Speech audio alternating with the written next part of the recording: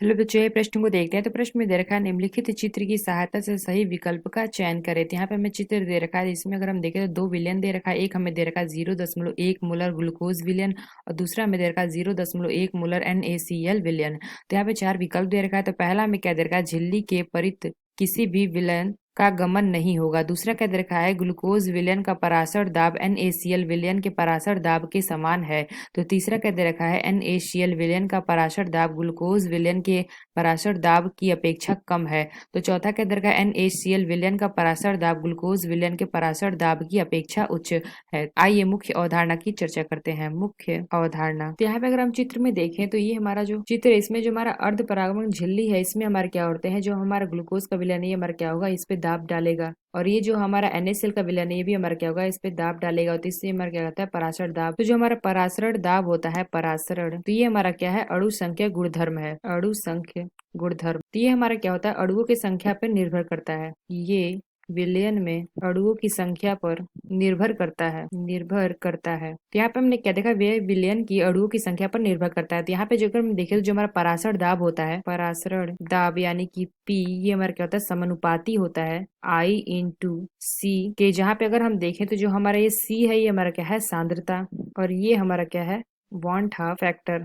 तो यहाँ पे हम देखेंगे इसकी सहायता से कि किसका हमारा पराशर दाब ज्यादा होगा। तो यहाँ पे हमने देखा पराशर दाब जो हमारा होता है ये विलयन के अणु की संख्या पर निर्भर करता है। तो यानी अगर हम देखें तो जो हमारा विलयन की संख्या ज्यादा होगी तो जो हमारा पराशर दाब होगा वो भी हमारा क्या होगा, ज्यादा होगा। तो यानी हम कह सकते हैं कि विलयन की अणुकता संख्या अगर ये हमारी ज्यादा होगी तो जो हमारा पराशर दाब है ये भी हमारा क्या होगा, ज्यादा होगा। तो यहाँ पे अगर हम देखें तो एक हमें क्या दे रखा है, 0.1 M ग्लूकोज, और दूसरा विलयन हमें क्या दे रखा है, 0.1 M NaCl विलयन। तो यहाँ पे हमने देखा परासर दाब जो हमारा है P, यानी कि ये हमारा समानुपाती है I/C के। तो यहाँ पे अगर हम देखें तो जो सांद्रता है ये हमारी दोनों ही विलयन में समान है। इसमें भी हमारा 0.1 है और इसमें भी हमारा 0.1 है। तो जो हमारी मोलरता होती है, यानी कि अगर हम देखें मोलरता, ये हमारी बराबर होती है N/V के।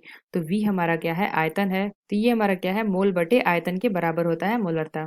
तो यानी हमने क्या देखा, जो हमारे सांद्रता है दोनों में समान है। तो ये हमारा सांद्रता दोनों में समान है तो ये तो हमारा होगा नहीं। यानी हम कह सकते हैं जो हमारा परासर दाब है यानी कि P, ये हमारा समानुपाती हो जाएगा I के। तो I हमारा क्या था, वांट हाफ फैक्टर। तो जो हमारा वांट हाफ फैक्टर है इसको, ये हमारा कैसे निकलता है, जब हम किसी को जल में विलय करते हैं तो हमारे जितने आयनों में विभक्त हो जाएगा। तो ये हमारा क्या हो जाएगा, आयनों की संख्या। तो यहाँ पे अगर हम देखें तो जो हमारा ग्लूकोज है, ग्लूकोज, इसका हम क्या कराएंगे, जल अपघटन कराएंगे। तो ये हमारा क्या होगा, आयनों में विभक्त नहीं होगा, आयनित नहीं होगा, आयनित नहीं होता है, आयनित नहीं होगा। तो यानी अगर हम देखें यहाँ पे हमारा क्या आ जाएगा, I बराबर हमारा आ जाएगा 1।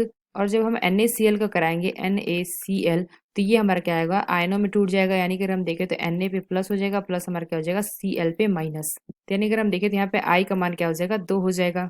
तो यहाँ पे हमने देखा कि जो हमारा I की वैल्यू यहाँ पे अगर हम देखें तो NaCl की ज्यादा हो गई। यानी हम कह सकते हैं कि जो हमारा 0.1 M NaCl है, इसमें अगर हम देखें तो विलयन का वाष्प दाब 0.1 M ग्लूकोज से अधिक है, से अधिक। तो यहाँ पे हमने बताया था कि जो विलयन की अणुओं की संख्या पर निर्भर करता है। तो यहाँ पे अगर हम देखें तो जो हमारी विलयन की अणुओं की संख्या जो हमारी होगी ज्यादा होगी तो पराशर दाब भी हमारा ज्यादा होगा। यानी हम कह सकते हैं जो हमारा NaCl है ये हमारा क्या होगा, ज्यादा होगा ग्लूकोज से। तो जो हमारा NaCl है ये हमारा क्या, दो आयनों में विभक्त हो गया, Na पे प्लस हो गया और Cl पे माइनस। जबकि जो हमारा ग्लूकोज है ये हमारा क्या होता है, आयनित नहीं होता, इसलिए हमारा I की वैल्यू 1 आ गई।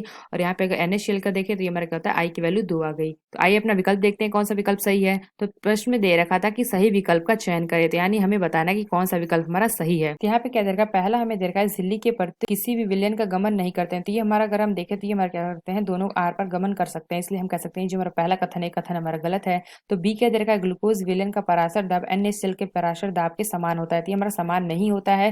जो हमारा NaCl होता है इसका हमारा पराशर दाब क्या होता है, ज्यादा होता है। तो यानी हम कह सकते हैं जो हमारा बी है ये भी हमारा गलत है। तो सी क्या दे रखा है, NaCl विलयन का पराशर दाब ग्लूकोज के पराशर दाब की अपेक्षा कम है।